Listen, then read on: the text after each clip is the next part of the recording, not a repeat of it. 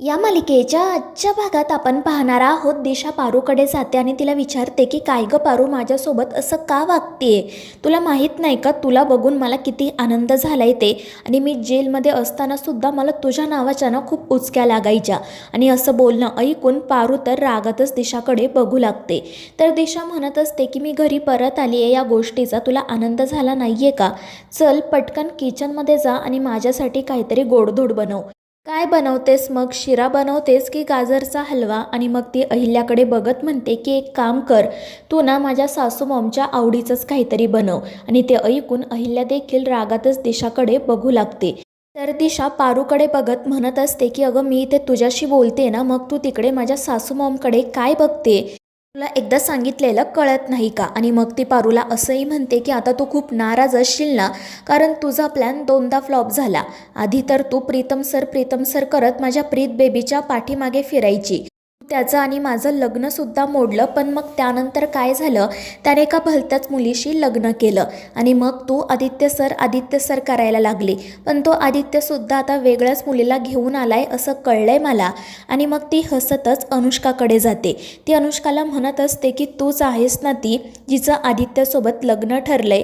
मात्र तू या सगळ्यामध्ये अडकू नकोस बरं का, कारण तुझं आणि आदित्यचं लग्न कधीही होणार नाही. हे किर्लोस्कर तुझं आणि त्याचं लग्न होऊच देणार नाही.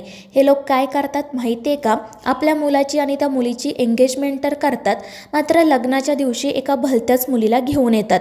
या लोकांना आपल्यासारख्या वेल मॅनर आणि सोफिस्टिकेटेड मुली चालत नाही. त्यांना गावाकडच्या मूर्ख मुलीच लागतात. ते त्यांच्याशीच नातेसंबंध जोडतात. आणि दिशाचं असं बोलणं ऐकून सगळेच जण खूप चिडतात. तर दिशा अनुष्काला म्हणत असते की तशी तर तू माझी कोणीही नाही, मात्र एक तुला ॲडवाईस देते की तू लवकरात लवकर येथून बाहेर पड, कारण हे किर्लोस्करांचं साम्राज्य 2-3 दिवसातच धुळीस मिळणार आहे. लवकरच तुला हे सगळे किर्लोस्कर सिग्नलवर भीक मागताना दिसतील. आणि दिशाचं असं बोलणं ऐकून अनुष्का नाटक करत चिडून म्हणते की दिशा, तू कोण आहेस हे मला माहीत नाही, मी तुला ओळखतही नाही. मात्र माझ्या फॅमिलीबद्दल जर पुन्हा असं काही बोललीस ना तर याद राख. ते ऐकून दिशा तर हसू लागते. तर अनुष्का म्हणत असते की तू माझ्या मॅमचा अपमान केला आहे ना, आता तुला त्यांच्या पाया पडून त्यांची माफी मागावीच लागेल. आणि मग ती दिशाचा हात पकडून तिला अहिल्याच्या समोर घेऊन जाते आणि तिला माफी मागायला सांगते. पण दिशा म्हणत असते की तू काय मूर्ख आहेस का गं, मी या अहिल्याची माफी मागू का? त्यापेक्षा मी तिचा जीव घेईल. आणि मग ती एक गन काढते आणि अहिल्यावर रोखते. ते बघून सगळ्यांच्याच पायाखालची जणू जमीन सरकते. मात्र त्यानंतर अनुष्का अहिल्याच्या पुढे येऊन उभी राहते आणि ती दिशाला म्हणते, तुझ्यात एवढी हिंमत आहे का, तू माझ्या मॅमवर गन रोखलीस? आणि ते ऐकून दिशा हसतच म्हणते की मला गन चालवता सुद्धा येते, उगाच मूर्खपणा करू नको, बाजूला हो.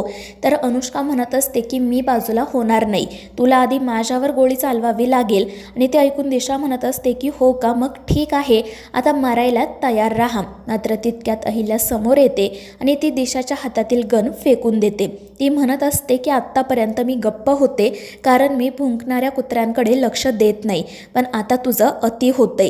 तू जामिनावर कशी बाहेर आलीस मला माहीत नाही, पण मी तुला जास्त काळ बाहेर राहू देणार नाही, हे लक्षात ठेव. आता निघ इथून, नाहीतर गाठ माझ्याशी आहे. आणि ते ऐकून दिशा टाळ्या वाजवत म्हणते की वा सासू मॉम, काय डायलॉग मारलात तुम्ही. आणि मग ती रागातच म्हणते की अहिल्या, मी काही इथे तुझ्या घरात राहायला आले नाहीये, तुझ्या घरात राहण्याची मला काही गरज नाहीये.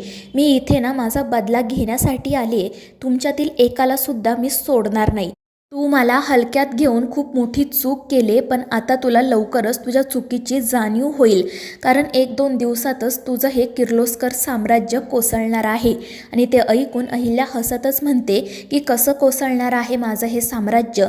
तर दिशा म्हणत असते की ते तुला लवकरच कळेल, कारण मी तुला आता हरवणार आहे. आणि ते ऐकून अहिल्या हसून म्हणते की आत्तापर्यंत खूप जणांनी मला हरवण्याचा प्रयत्न केला आणि मला त्यांचं कौतुकच आहे. मी तुलासुद्धा एक संधी देते, जर तू मला हरवलंस ना तर तू जे म्हणशील ते मी करेल. आणि ते ऐकून दिशा हसतच म्हणते की हो का, मग ठीक आहे, आजच तो दिवस आहे असं समज आणि बस गुडघ्यावर आणि माझी माफी माग. आणि ते ऐकून अहिल्या तर खूप चिडते आणि तिला विचारते की नक्की काय केलं आहेस ग तू आज? आणि ते ऐकून दिशा हसतच तिच्या खुर्चीवर जाऊन बसते आणि म्हणते बरं झालं अहिल्या, अखेर तू मेन मुद्द्यावर आली. आणि मग त्यानंतर ती सगळ्यांना सांगू लागते की तुम्हाला माहिती आहे ना, मार्केटमध्ये एक नवीन कंपनी आली आहे जी हुबेहूब तुमच्यासारखे प्रोडक्ट्स बनवते आणि ते सुद्धा तुमच्यापेक्षा कमी प्राईजमध्ये. आणि आता तर ती कंपनी एकावर एक प्रोडक्ट फ्रीसुद्धा देत आहे. ते ऐकून सगळेच जण एकमेकांकडे बघू लागतात. तर दिशा म्हणत असते की तुम्हाला माहिती आहे का ती कंपनी कोणाची आहे ते. आणि मग त्यानंतर ती तिच्या पर्समधून एक कार्ड काढते आणि मोहनला पुढे बोलावत ते कार्ड त्याच्या हातात देते. आणि मग ती मुद्दाम म्हणते की सासू मॉम, तुम्ही मोहन अंकलला ऑर्डर देऊन कार्डवरील नाव वाचायला सांगा. आणि त्यानंतर मोहन सगळ्यांना सांगतो की वहिनी, ही कंपनी तर दिशाची आहे. आणि ते ऐकून सगळ्यांनाच मोठा धक्का बसतो. तर दिशा हसतच म्हणते की हो, ही कंपनी माझी आहे आणि आता याच कंपनीच्या जोरावर मी तुमचं साम्राज्य धुळीस मिळवणार आहे.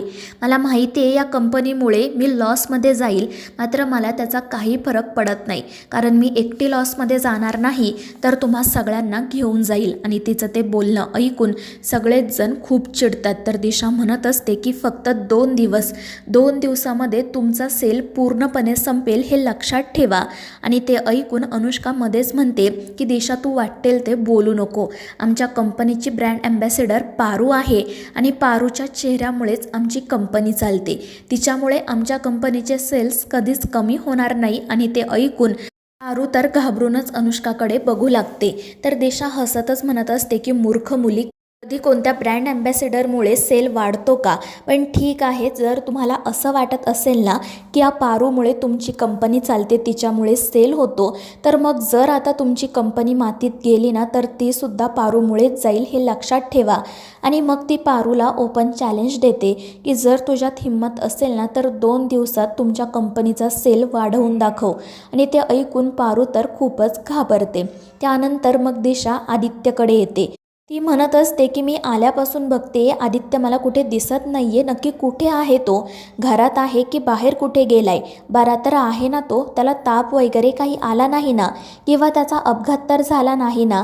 आणि ते ऐकून अहिल्या खूप चिडते आणि दिशाला गप्प राहायला सांगते. पण दिशा हसतच म्हणत असते की सासू मॉम, आदित्य जिवंत तर आहे ना? त्याचा फोटो भिंतीवर लावलाय. आणि ते ऐकून अहिल्या तर दिशावर मोठ्याने ओरडतेच. दिशाला मात्र काही फरक पडत नाही, ती हसत असते.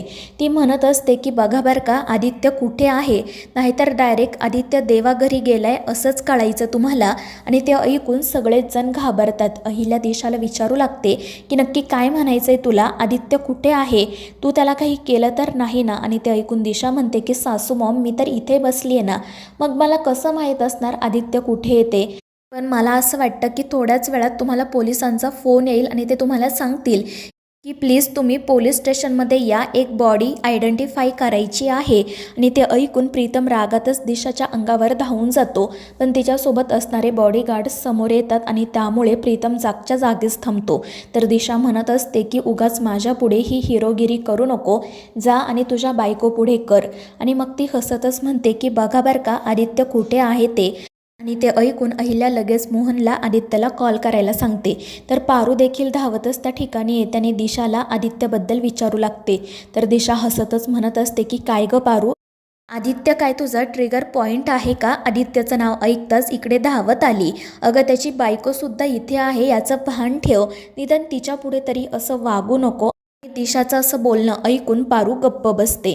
तर अहिल्या दिशाला सांगत असते की दिशा, गपगुमान सांग माझा आदित्य कुठे आहे ते, जर त्याच्या केसालाही धक्का लागला ना तर बघ. आणि ते ऐकून दिशा मोठ्याने ओरडून म्हणते की काय सारखं सारखं तेच बोलतेस ग अहिल्या, कसा लागतो केसाला धक्का मला सुद्धा सांग. आणि दिशाचा तो अवतार बघून अहिल्यासुद्धा थोड्या वेळाकरता घाबरते. तर दिशा हसतच म्हणत असते की वा सासू मॉम, तुम्ही मला घाबरलात का? घाबरायलाच हवं, कारण आत्तापर्यंत तुम्ही फक्त तुमच्या मागे मागे सासू मॉम करत फिरणारी दिशा बघितली आहे, एखाद्याचं आयुष्य उद्ध्वस्त करणारी दिशा नाही. आणि मग त्यानंतर ती सगळ्यांना सांगू लागते की मला थोडं थोडं आठवतंय, तुमचा तो आदित्य टेंडर ओपनिंगसाठी गेला होता, खूपच आनंदात होता तो, त्याला वाटत होतं की ते टेंडर त्यालाच मिळणार आणि त्याच्या पाठीमागेच मी बसले होते. त्याला मात्र याची कल्पना देखील नव्हती. आणि जेव्हा त्याचा नंबर आला तेव्हा तो आनंदाने पुढे गेला, मात्र मग मी देखील त्याच्या सोबत गेले. आणि ती मग हळूहळू पुढे काय घडलं ते सगळ्यांना सांगू लागते. तर मित्रांनो, या मालिकेच्या पुढील भागांच्या अपडेटसाठी आपल्या चॅनेलला सबस्क्राईब करा.